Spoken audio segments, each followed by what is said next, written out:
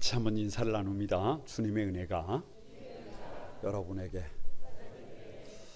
앞뒤 전후좌우로 주님의 은혜가 여러분에게, 주님의 은혜가 여러분과 위에 가득하기를 바랍니다. 가만히 저를 한번 주목해 보시기 바랍니다. 아무도 원치 않는 배 한 척이 수년 동안 공해상을 떠돌고 있었습니다. 이 배는 조금 노곤스럽지만 아직 쓸만한 배입니다. 배의 주인도 선원들도 문제가 없습니다. 문제는 이 배 안에 실려있는 1만 5천 톤이나 되는 엄청난 쓰레기가 문제입니다. 배의 선주가 돈을 좀 쉽게 벌어볼 요양으로 배에 쓰레기를 실었다가 처리를 하지 못하고 공해상을 수년 동안 떠도는 그런 배입니다. 여러분, 쓰레기를 실은 배를 누구도 환영하지 않는 것처럼 아무리 겉사람이 그럴듯해도 속사람이 더러워지면, 속사람에게서 악취가 진동하면, 아무리 성도라고 할지라도 하나님의 말씀을 떠나 있으면 우리는 그 누구에게서도 그 어디에서도 환영을 받지 못합니다. 그 사람을 위해서 정말로 필요한 것이 있다고 한다면 더럽고 냄새나고 죄된 옛 삶을 청산하고 새 삶을 사는 것 외에는 방법이 없음을 압니다. 그래야 웃을 수 있습니다. 그래야 함께 할 수 있습니다. 그래야 온 세상이 저와 여러분을 향하여 환하게 웃게 될 날이 올 것을 믿습니다. 앞으로 매주일 함께 우리가 보게 될 이 이사야 선지자가 처음 예언 활동을 시작할 때가 남유다의 왕 우시야 말기입니다. 그동안 유다는 북이스라엘 10개 지파예요. 10개 지파의 기소에 눌려서 2개 지파인 남유다가 말 그대로 형편없는 삶을 살았습니다. 그런데 북이스라엘이 몰락을 하면서 남유다가 정치적으로 안정을 찾으면서 경제적으로 부강해진 상태예요. 여러분, 예나 지금이나 마찬가지인 것 같습니다. 조금 어렵게 살다가 먹고 살만해지면 사람은 별로 좋지 않는 습성이 있어요. 해서는 안 되는 짓을 합니다. 여기저기에 애인을 두고 첩을 두고 사치와 방탕에 빠져서 자기도 모르는 사이에 조금씩 낭떠러지로 들어갑니다. 여러분, 이것은 비단 사람만 그러는 것이 아니라 이건 공동체도 그렇고 이것은 나라도 그렇습니다.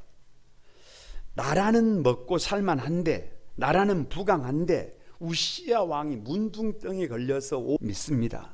이사야를 설교하는 동안에 저와 여러분의 삶이 변화되는 역사가 일어나기를 주님의 이름으로 축복합니다. 왜 우리가 살 길이 회개냐? 여러분, 첫 번째가요, 만신창이가 될 유다입니다. 다 같이 한번, 만신창이가 될 유다다. 왜 만신창이가 될 유다냐? 하나님의 백성들의 죄가 이제 온 천하에 공개가 됩니다. 그동안 숨겨졌던, 그동안 덮어두었던 죄를 온 천하에 공개합니다. 우리는 여러분, 최근에 인사청문회에서 낙마한 사람들이 그동안 생각 없이 한 행동 때문에 만신창이가 되는 것을 보아왔습니다.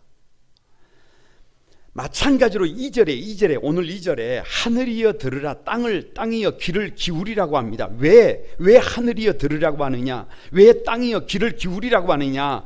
더 이상 하나님의 백성들의 죄를 쉬쉬하지 않겠다, 감추지 않겠다. 지금까지 하나님께서 침묵하신 것은 백성들이 회개하고 돌아오기를 기다리셨지만 이제 부끄러운 짓을 했는데, 잘못된 짓을 했는데, 용서받을 수 없는 짓을 했는데도 돌아서지 않으니까, 삶의 방향을 바꾸지 않으니까 하나님께서 하늘과 온 땅에 이스라엘의 죄를 공개하겠다는 것입니다. 오래전에 영국에서 유명 정치인 10명에게요 어떤 사람이 아무런 설명을 달지 않고 전보를 보냈습니다. 짧은 문장이에요. 다 들통났습니다. 여러분, 그 전보를 받은 사람들이요, 그냥 대부분이 종적을 감춰버렸습니다. 이유를 달지 않고 사라져버렸어요. 왜요? 오늘을 살아가는 대부분의 사람들이 죄인은 죄인인데 어떤 죄인이냐 그러면 들키지 않은 죄인이라는 거예요. 드러나지 않는 죄인이라는 거예요. 옛말에 바늘 도둑이 소도둑 된다라는 말이 있습니다. 지금 유다의 죄를 드러내지 않으면, 지금 잘못된 삶을 교정하지 않으면 더 이상 방법이 없다고 하나님께서 판단하신 것입니다. 그래서 하나님은 공개적으로 남유다의 죄를 드러내려고 하시는 것입니다. 유다의 죄가 만천하에 공개되는 것 그 자체로 앞으로 유다는 만신창이가 될 것입니다. 왜 만신창이가 된 유다냐? 여러분 다 같이 자기 정체성을 잊어버렸다. 2절에 이렇게 계속 말씀하십니다. 여호와께서 말씀하시기를 내가 자식을 양육하였거늘 그들이 나를 거역하였도다 라고 말씀하십니다. 여러분 이스라엘이 누구예요? 세상에서 가장 비천한 자들입니다. 세상에서 가장 연약한 자들이었습니다. 성경의 표현을 빌리자면 잃어버린 자들이었습니다. 못난 이들이었습니다. 부족한 이들이었습니다. 수치와 멸시를 받던 이들이었습니다. 아브라함은 야반 도주했던 사람이고 애굽의 이스라엘은 핫비루 가장 낮은 천한 사람들이었습니다. 아무리 노력을 해도 자기 자식조차 지킬 수 없는 피눈물 나는 삶을 살았던 사람들이었습니다. 그냥 답이 나오지 않는 사람들이었습니다. 희망이 없는 사람들이었습니다. 그런 아브라함을 향하여, 그런 이스라엘을 향하여 하나님은 이렇게 말씀하셨어요.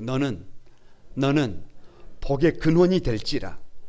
천하 열국이 아브라함 때문에, 이스라엘 때문에 복을 받는다는 것이에요. 아브라함을 축복하는 사람을 하나님이 축복하시고 아브라함을 저주하는 사람을 하나님이 저주하신다는 것입니다. 그럴 자격이 없는데, 그럴 능력이 없는데 100% 하나님의 은혜로 이것은 하나님이 하시는 일이에요. 하나님의 양육의 결과예요. 그런데 이스라엘 백성들이 조금 살만해지니까, 시간이 지나니까 사치와 방탕에 빠지면서 하나님을 잊어버린 것입니다. 망각에 빠진 것입니다. 배은망덕입니다. 내가 똑똑해서, 내가 잘나서, 내 능력으로 이렇게 된 것이라고 착각을 하고 있는 것입니다. 그래서 3절에 이렇게 말씀하십니다. 소는 그 임자를 알고 나귀는 주인의 구유를 알건만은 이스라엘은 알지 못하고 나의 백성은 깨닫지 못하는도다 라고 말씀하십니다. 제가 동생 집에 갔어요. 그런데 집에 개를 키우고 있는 거예요. 당황스럽습니다. 왜? 아니 이 막 무서운 치아를 드러내놓고 으르렁거리니까 동생이 갑자기 사료통을 열더니 하나 들고 와서 제 손에 올려주는 거예요. 그러면서 하는 말이 오빠 개에게 주라는 거예요. 그 치아를 드러내놓는 개 앞에 손을 펼치기도 어려웠지만 시키는 대로 살짝 손을 펼치고 먹이를 줬더니요, 그 먹이를 물고 자기 집으로 들어가서 먹고 나와서 그 뒤부터는 누구를 따라다녀요? 저를 따라다닙니다. 여러분, 그래서 동물들도 먹이 주는 사람을 안다는 말이 나와요. 그래서 동물원에 가면 먹이 주는 시간이 쇼하는 시간입니다. 그런데 남유다는, 하나님의 백성들은 그런 동물들보다 못한 삶을 살더라는 것입니다. 세상에서 가장 비천한 핫비루를 이스라엘로 바꾸놓으니까, 세상에서 가장 보잘것없는 핫비루를 가장 존귀한 백성으로 만들어 놓으니까 스스로 교만해서서 스스로 최고라고 생각을 하고 스스로 이런 것처럼 하나님 없는 백성들이 된 것입니다. 그냥 자기 생각대로 사는 것이에요. 자기 고집대로 사는 것이에요. 하나님 없이 스스로가 주인이라고 생각하는 것입니다. 하나님의 백성된 우리에게 가장 큰 비극이 뭐냐 그러면 우리의 정체성, 아이덴티티, 나의 정체성을 잃어버린 것입니다. 내가 누구인지를 모르니까, 하나님이 나에게 어떤 분이신지를 모르니까 세상 사람들처럼 똑같이 밥 먹고 똑같이 경쟁하고 똑같이 탐욕의 노예가 되어버리는 삶을 살아가는 것입니다. 그냥 하나님 없는, 하나님을 거절한, 하나님을 떠난 배은망덕한 삶을 살아가더라는 것입니다. 그래서 유다는 앞으로 만신창이가 된다는 것입니다. 왜 만신창이가 유다가 되느냐? 여러분, 이 이사야 1장은요 하나님께서 울고 계시는 것입니다. 이 본문은 주님의 눈물이에요. 4절에 이렇게 고백합니다. 슬프다 범죄한 나라요, 허물진 백성이요, 행악의 종자요, 행위가 부패한 자식이로다. 여러분, 이 말씀은 하나님의 백성들을 향한 하나님의 소원은 흠이 없는 거룩한 나라요, 거룩한 백성이 되는 것인데, 완전히 타락을 해서 돌이킬 수 없는 모습을 보고 더 이상 손쓸도 없는 상태를 보고 방법이 없는 것을 보시고 살리는 방법을 찾으시다가 방법이 없으니까 울고 계시는 하나님, 나를 보고 우시는 겁니다. 우리를 보고 울고 계시는 것입니다. 어떻게 하면 좋냐는 거예요. 그래서 이스라엘 백성들을 향하여 범죄한 나라예요. 범죄자. 나라가 범죄한 나라예요. 허물진 백성이에요.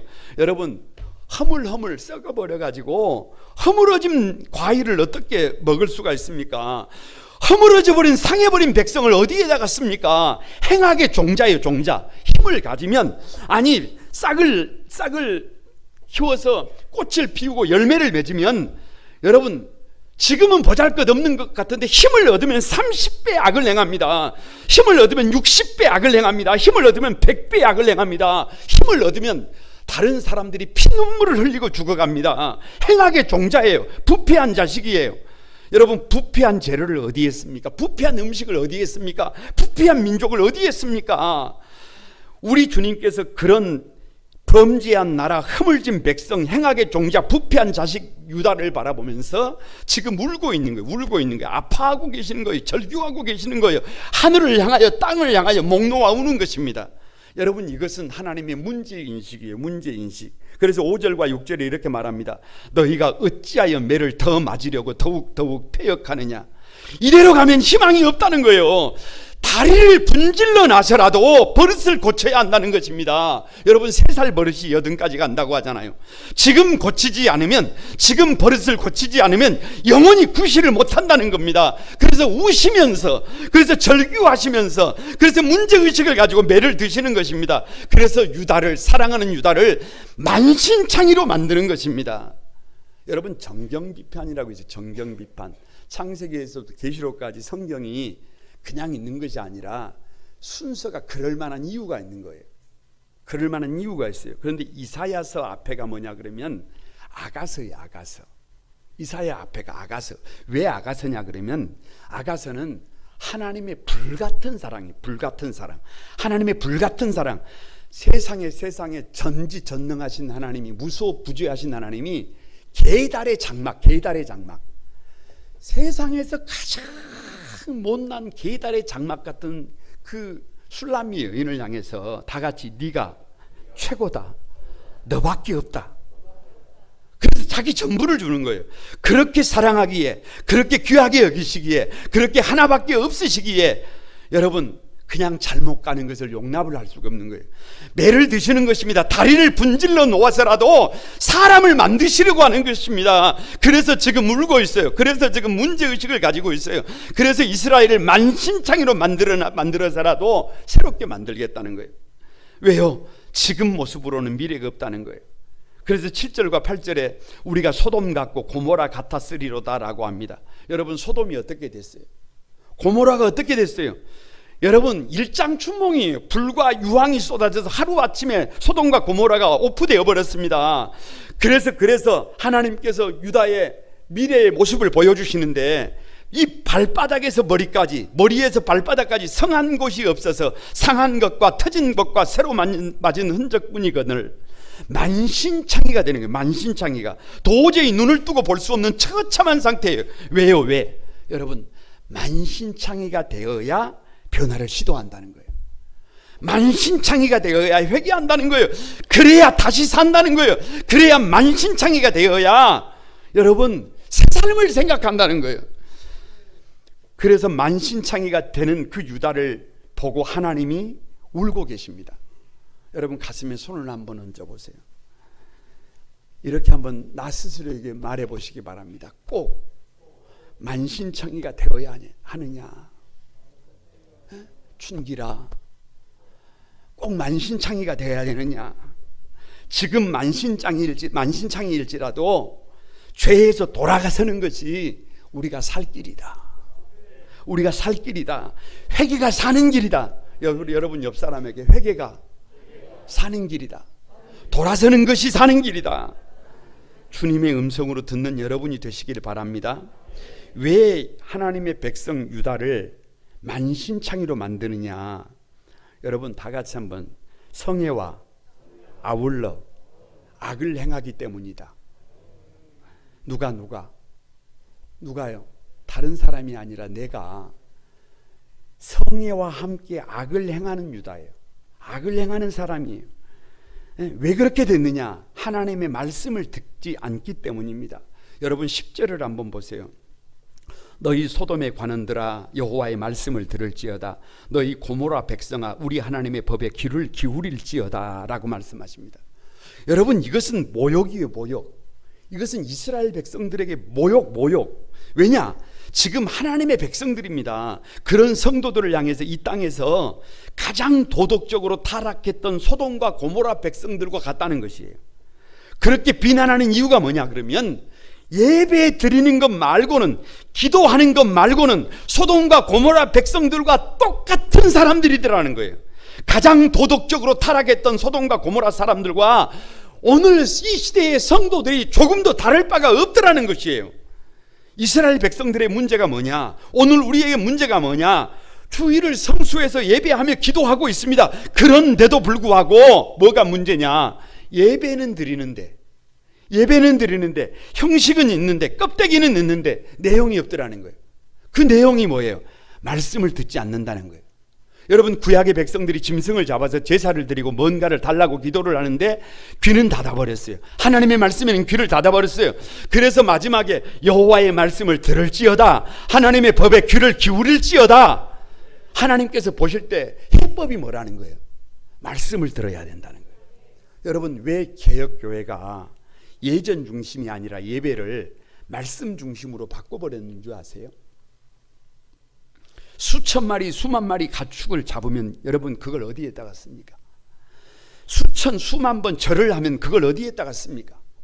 수만 번 목탁을 두드리면 그걸 갖고 뭐를 합니까? 하나님의 말씀을 들어야 합니다. 다 같이 신앙생활은 듣는 것부터 시작한다. 귀가 열리지 않으면 아직 신앙생활을 시작한 게 아니에요. 여러분 믿음은 들음에서 납니다. 그러므로 무엇을 하기 전에 듣는 훈련을 해야 해요. 여러분 내 생각이 중요한 게 아니에요. 저와 여러분의 감정이 중요한 것이 아닙니다. 그래서 무엇을 하는 것보다 듣는 것이 더 중요해요. 마리아가 잘한 것이 뭐냐 그러면 예수님의 발치에 앉아서 들었다는 거예요. 우선해서 들었다는 거예요. 그래서 여러분 말씀이 들려야 다 같이 아하 3초면 인생이 바뀐다니까요. 아하 그것이 문제구나, 그렇게 되면 되겠구나, 이렇게 살면 되겠구나 깨닫게 되면 그 다음에 변화가 옴을 믿습니다.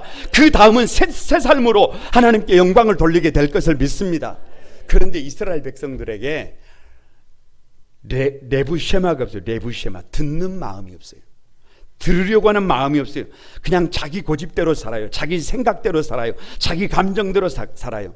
여러분 혹시 여러분 주위에 여러분이 생각할 때 저 사람은 신앙에 좀 문제가 있어요, 저 사람은 좀 달라져야 해요, 저 사람은 덕이 되지 않아요, 그런 사람이 있으면 가만히 살펴보세요. 그러면 다른 것이 문제가 아니에요. 이것이 잘못된 성도들의 특징입니다. 그냥 자기 생각대로 살아요. 별 얘기를 해도 자기 감정대로 살아요. 하나님의 말씀에 레부쉐마 듣는 마음이 없어요. 여기에는 방법이 없습니다. 여기에는 다시 태어나는 것 외에는 방법이 없어요. 여러분 손에 핸드폰이 있어요. 핸드폰이 얼마나 유익합니까? 이 핸드폰 하나가 수많은 사람을 대신합니다. 그런데 이게요 가끔 에러가 날 때가 있어요. 에러가 나면 방법이 없어요. 전원을 꺼야 해요. 인간은 죄 때문에 타락을 했습니다. 에러가 난 거예요. 그러면 타락한 나의 생각 너무 의지할 게 못 돼요. 타락한 나의 감정 그게 믿을 것이 못 됩니다. 그냥 그걸 뭐 해야 해요? 오프를 시켜야 해요. 전원을 꺼야 해요. 그리고 하나님의 말씀을 들어야 합니다. 그런데 듣지 않으니까 자기 생각대로 사니까 성애와 아울러 악을 행하는 것입니다. 믿음으로 살면서도 같이 악을 행하는 것입니다. 이것이 유다의 문제이고 이것이 오늘 우리의 문제입니다. 이것 때문에 교회를 보고 징글징글하다 그래요. 이것 때문에 성도들을 보고 고개를 돌립니다. 여러분, 이런 삶을 정리해야 해요.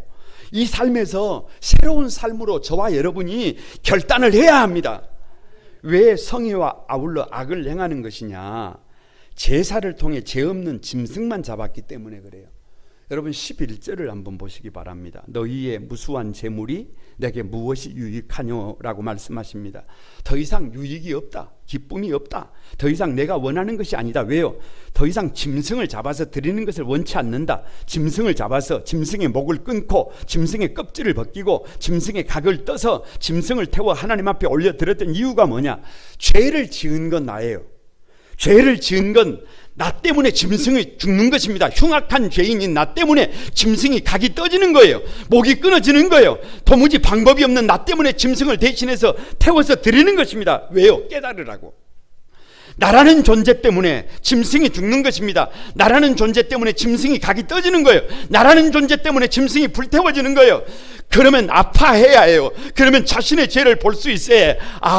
이게 나 때문이구나. 나 때문에 짐승이 죽는구나. 내가 문제구나.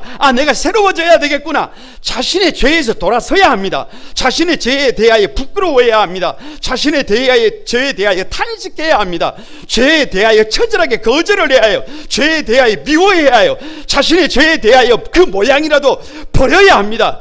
그래야 짐승의 죽음이 헛되지 않습니다. 그 짐승의 죽음으로 우리의 죄를 씻어주신 아버지의 배려가 헛되지를 않습니다. 그런데 짐승만 죽어요. 짐승의 각만 떠지고 짐승만 태워집니다. 나의 삶은 변화가 없어요. 제사를 드리기 전이나 제사를 드리고 난 뒤나 나의 삶은 변화가 없습니다. 그대로 자기밖에 몰라요. 그대로 다른 사람들이 피를 흘리든지 눈물을 흘리든지 아파하든지 관심이 없어요. 그냥 그대로 냄새나는 삶을 삽니다. 그대로 이기적인 삶이다. 그대로 흉악한 죄인으로 삽니다. 악취가 진동하는 삶을 삽니다. 그러면 도대체 그 짐승을 왜 죽이는 것입니까? 그러면 도대체 무엇 때문에 그 짐승을 수도 없이 계속 죽여야 합니까? 그래서 하나님이 역겨워하시는 것입니다. 그래서 하나밖에 없는 아들 우리 주 예수 그리스도를 십자가에 내어주시는 겁니다. 왜요? 제발 짐승을 잡아도 뉘우치지를 못하니까 하나밖에 없는 아들 예수 그리스도를 십자가에 못 박으시면서 여러분 새 삶을 살라는 하나님의 처절한 요청입니다. 그런데요, 변화되지 않는 사람이 딱 한 사람이죠. 딱 한 사람. 여러분 그 사람이 누군 줄 아세요? 그 사람이 나예요. 그 사람이 나. 왜 성애와 아울러 악을 행하는 것입니까? 다 같이 성전에 마당만 받기 때문이다. 12절에 너희가 내 앞에 보이러 오니 그것을 누가 너희에게 요구하였느냐? 내 마당만 밟을 뿐이라. 이렇게 말씀하십니다.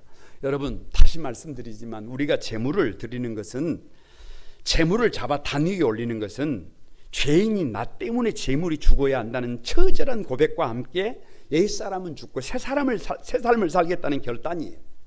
그런데 그 결단이 없으면 제물은 악취입니다. 아무것도 아닙니다. 우리에게 주일은 우리가 지키는 주일과 절기가 도대체 무엇입니까? 우리에게 주일은 단순히 쉬는 날이 아닙니다. 여러분 성도들이 하나님의 백성으로 온전히 회복되는 날이 주일임을 믿습니다. 그래서 주일에는 쉼이 있어요. 수도해야 해요. 이유가 없어요. 수도입니다. 여러분 주일에는 말씀이 있어야 해요. 강단에서 말씀이 선포되어야 합니다. 그래서 주일은 주님을 만나는 날이에요. 찬양을 통해서. 그래서 봉사를 해도 좋고 뭐를 해도 좋고 다 좋지만 최소한 하나님을 만날 마음이 있는 분들은 시간을 구별해서 주님 앞에 달려나와서 찬양의 자리에 있어야 해요. 기도의 자리에 있어야 해요. 말씀의 자리에 있어야 해요. 그래야 주님을 만납니다. 주님을 내가 만나면 내가 변하고, 내가 변하면 가정이 변하고, 내가 변하면 교회가 변하고, 내가 변하면 시대와 역사가 변합니다. 그래서 주일이, 그래서 성일이 우리 인생에 절대적으로 필요합니다. 우리에게 절기는요 단순히 잔칫날이 아니에요. 절기는 우리 인생을 잔치로 바꾸시려는 하나님의 계획이에요. 하나님은 우리가 원망하면서 불평하면서 책임을 다른 사람에게 전가하면서 여러분 그렇게 살기를 원치 않으세요? 하나님께서 당신의 백성들이 환하게 웃는 것을 보고 싶어 하세요. 행복해하는 것을 보고 싶어 하세요. 그래서 절기를 주신 것은 그 잔치를 통해서 감사하는 마음을 가지고 준비한 음식을 나누고 어렵고 힘든 이들을 돌아보고, 그래서 잔치를 하면서 새로운 삶을 결단하게 하기 위해서 우리에게 절기를 주신 줄로 믿습니다. 그런데 새 삶은 없고 변화된 삶은 없고 짐승만 잡고 있어요. 주일만 지키고 있어요. 여러분 그래서 13절에 다 같이 성애와 아울러 악을 행하는 것을 내가 견디지 못하겠노라. 그래서 고개를 돌리시는 거예요. 그래서 견디지를 못하시는 거예요. 삶을 바꾸지 않는 예배를 드리면서 함께 악을 행하는 것을 도저히 두고 볼 수 없다는 거예요. 그래서 15절에 너희가 손을 펼 때에, 여러분 우리가 하나님 앞에 왜 손을 펴니까? 하나님이 손 한번 잡아달라는 거잖아요. 하나님 나 한번 불쌍히 여겨달라는 거잖아요. 우리 자녀들이 부모들에게 손을 펴니다. 엄마,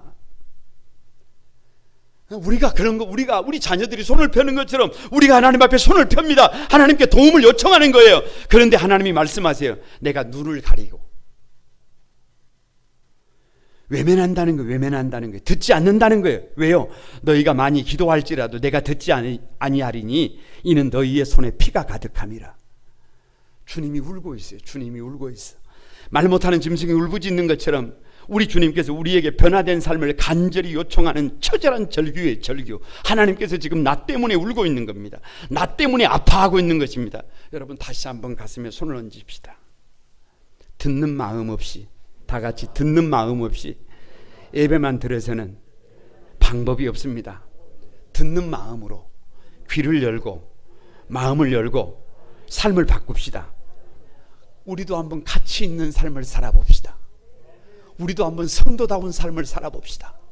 우리도 한번 이 시대와 역사 속에 희망을 주는 삶을 한번 살아봅시다. 회개가 살 길임을 믿습니다. 왜 우리가 회개가 살 길이냐? 세 번째, 대화에 초청된 유다예요. 유다. 하나님이 대화로 초청하십니다. 왜냐? 옳고 그름을 한번 대화를 통해서 나눠보자는 거예요. 18절에 여호와께서 말씀하시되 오라 우리가 서로 변론하자. 너희 죄가 주홍 같을지라도 눈과 같이 희어질 것이요 지능같이 붉을지라도 양털같이 되리라. 여기서 변론이 뭐냐 그러면 이성적으로 한번 나눠보자는 거예요. 대화를 해보자는 거예요. 하나님이 일방적이지를 않습니다. 막 억압적으로 그냥 이끌어가는 것이 아니라 가만히 대화를 통해서 설명하고 있는 거예요. 왜 유다를 만신창이가 되도록 하는지를 설명하고 있는 거예요. 왜 유다가 성의와 함께 악을 행하면서 잘못된 길로 가고 있는지 묻고 있는 것입니다. 그런데 지금 유다 백성들의 관심이 뭐냐 그러면 죄가 있어도 하나님이 우리를 사랑하시잖아요. 그러니까 덮어달라는 거예요. 죄를 덮어달라는 거예요. 왜 죄를 온천하에 드러내느냐? 죄가 드러나면 우리가 어떻게 고개를 들고 사느냐? 만신창이로 만들면 부끄러워서 못 산다. 수치스러워서 못 산다. 창피해서 못 산다. 어떻게 살라는 것이냐? 죄를 덮어달라. 우리를 만신창이로 만들지 말아달라. 그런데 하나님의 생각이 달라요. 하나님의 생각이 달라. 이제 더 이상 죄를 감춰둘 수 없다. 이제 쉬쉬해야 될 때가 아니다. 이제는 만천하의 죄를 밝혀야 될 때다. 여러분, 죄의 특성이 뭔 줄 아세요? 죄의 특성은요, 죄가 공개가 되면 엄청난 충격이 일어납니다. 여러분 창피해요. 부끄럽습니다. 고개 들고 못 삽니다. 그런데 한 가지 더 중요한 것이 있어요.